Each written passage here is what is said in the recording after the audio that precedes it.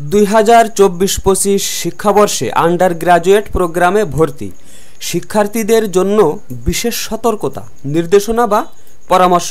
তো প্রিয় শিক্ষার্থী বন্ধুরা, আপনারা যারা 2024-25 শিক্ষাবর্ষে ঢাকা বিশ্ববিদ্যালয়ে ভর্তির জন্য আবেদন করবেন, তাদের জন্য এই ভিডিওটি খুবই গুরুত্বপূর্ণ। তাই আমি আশা করব এই ভিডিওর কোনো একটি স্টেপ আপনারা স্কিপ করে দেখবেন না, সম্পূর্ণ ভিডিওটি দেখবেন। তাহলে কিন্তু অনেক বিষয়ে আগে থেকেই জানতে পারবেন এবং সতর্ক হতে পারবেন। তো 1 নম্বরে যে সতর্কতাটি দেওয়া হয়েছে সেটি এখানে বলা হচ্ছে, ভর্তি পরীক্ষায় অংশগ্রহণের আবেদন ফি জমা দেওয়ার পর অনলাইনে এই ওয়েবসাইট থেকে টাকা জমা দেওয়ার রসিদ ডাউনলোড করলে শিক্ষার্থীর আবেদন সম্পন্ন হয়। টাকা জমা দেওয়ার পর শিক্ষার্থী রসিদ ডাউনলোড না করে থাকলে তার আবেদনটি অনিষ্পন্ন অবস্থায় রয়ে যায়।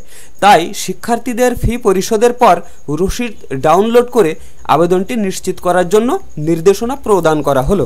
প্রিয় শিক্ষার্থী বন্ধুরা, আপনারা অনেকেই আছেন আপনাদের নিজস্ব মোবাইল দিয়েই কিন্তু আবেদন করেন বা কম্পিউটারের দোকান থেকে আবেদন করেন, কিন্তু আবেদন করার পর আপনাদের সেই রসিদটি ডাউনলোড করে রাখেন না। তো এখানে আপনাদের কিন্তু এই রসিদটি ডাউনলোড করে নেওয়ার জন্য বিশেষভাবে নির্দেশনা দেওয়া হচ্ছে। তো 2 নম্বরে যেটি বলা হচ্ছে সেটি হলো, ফি জমা দেওয়ার পরে অনলাইনে 5 থেকে 10 মিনিট পরে এবং ব্যাংকে টাকা জমা দেওয়া হলে 48 ঘন্টা পরে কোনো কারণে ফি জমার রসিদ ডাউনলোড করা না গেলে নিম্নোক্ত ব্যবস্থা গ্রহণ করুন। ক নম্বরে যেটি বলা হচ্ছে সেটি হলো, অনলাইনে ফি পরিশোধের ক্ষেত্রে আপনার প্রদত্ত ইমেইলটি খুলুন এবং সেখানে সূর্যপে বা SSL কমার্স কর্তৃক প্রেরিত একটি ইমেইল দেখুন। ইমেইলে সংযুক্ত পিডিএফটি ডাউনলোড করুন এবং নিচের তথ্যগুলো দিয়ে আপনার টাকা পরিশোধের দাবি করুন। সূর্যপে অপশনের মাধ্যমে টাকা জমা দিয়ে থাকলে পিডিএফ ফাইলটির ইনভয়েস নম্বর ও মার্চেন্ট অর্ডার আইডি দিয়ে দাবি করুন। তারপরে বলা হচ্ছে, SSL কমার্স এর মাধ্যমে টাকা জমা করে থাকলে MTI দিয়ে দাবি করুন। তো এই অপশনটি আপনাদের যাদের টাকা জমা দেওয়া হয়েছে কিন্তু রসিদ পাননি তাদের জন্য। তারপরে খ নম্বরে বলা হচ্ছে, ব্যাংকে টাকা জমা দিয়ে থাকলে আপনি যে ব্যাংকের যেই শাখায় টাকা জমা করেছেন সেখানে আবার গিয়ে সেই ব্যাংকের হেড অফিসারের IT ডিপার্টমেন্টে যোগাযোগ করে ব্যবস্থা নিতে বলুন। 3 নম্বরে বলা হচ্ছে, শিক্ষার্থীকে বা তার পিতামাতা অথবা নিজে আবেদন করার জন্য পরামর্শ প্রদান করা হচ্ছে। কোনো কারণে নিজে করতে অপারগ হলে শিক্ষার্থীর উপস্থিতিতে অনলাইনে আবেদনের জন্য অনুরোধ করা হচ্ছে। অতীতে অনেক শিক্ষার্থী নিজে উপস্থিত না থাকায় সে যে ব্যক্তিকে দায়িত্ব দিয়েছিল তার অবহেলায় আবেদন সম্পন্ন হয়নি।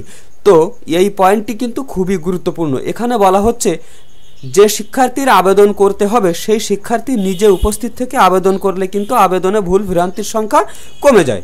তো 4 নম্বরে বলা হচ্ছে, শিক্ষার্থীর নিজ অথবা পিতামাতার মোবাইল নম্বর হতে SMS করে অস্থায়ী পাসওয়ার্ড সংগ্রহ করতে পরামর্শ দেওয়া হচ্ছে। ফিরতি SMS এ প্রাপ্ত পাসওয়ার্ডটি সংরক্ষণের জন্য অনুরোধ করা যাচ্ছে। অনেক ক্ষেত্রে অন্যের মোবাইল নম্বর হতে পাসওয়ার্ড সংগ্রহ করায় শিক্ষার্থীকে অনাকাঙ্ক্ষিত বিড়ম্বনার শিকার হতে হয়। পরীক্ষার প্রবেশপত্র ডাউনলোডের সময় থেকে উক্ত পাসওয়ার্ডটি আর প্রয়োজন হবে না।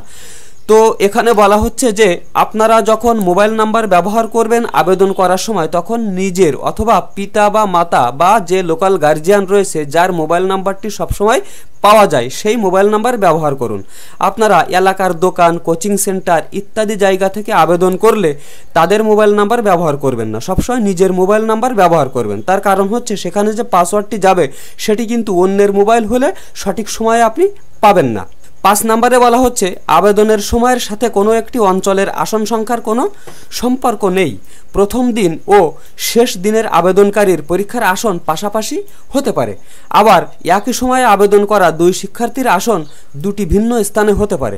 তাই তাড়াহুড়ো করে আবেদন না করার পরামর্শ প্রদান করা হচ্ছে। তবে শেষ দিনে আবেদনের জন্য ফেলে না রাখা উত্তম। তো এখানে বলা হচ্ছে, আপনারা যারা আবেদন করবেন, অনেক সময় দেখা যায় যে 2 জন শিক্ষার্থী একই সাথে আবেদন করতে হবে।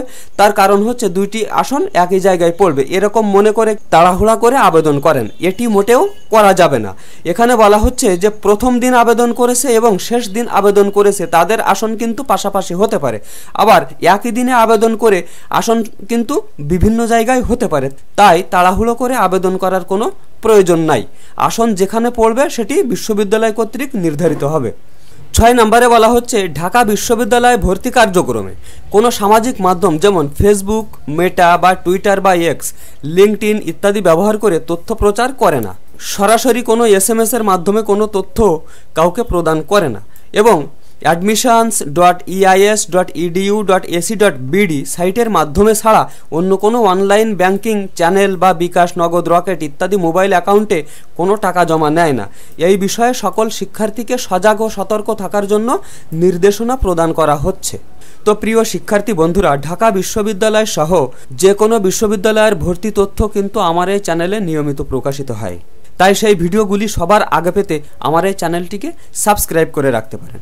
আর এই বিষয়ে আপনাদের কোনো রকম কোনো প্রশ্ন থেকে থাকলে আমার এই ভিডিওর নিচে কমেন্ট করবেন, আমি যত দ্রুত সম্ভব আপনাদের কমেন্টগুলোর উত্তর দেওয়ার চেষ্টা করব। তো আজকের ভিডিও এই পর্যন্তই, পরবর্তীতে আরও সুন্দর সুন্দর আপডেট সহ ভিডিও নিয়ে আসার প্রত্যাশায় আজকের মতো এখানেই বিদায়। আল্লাহ হাফেজ।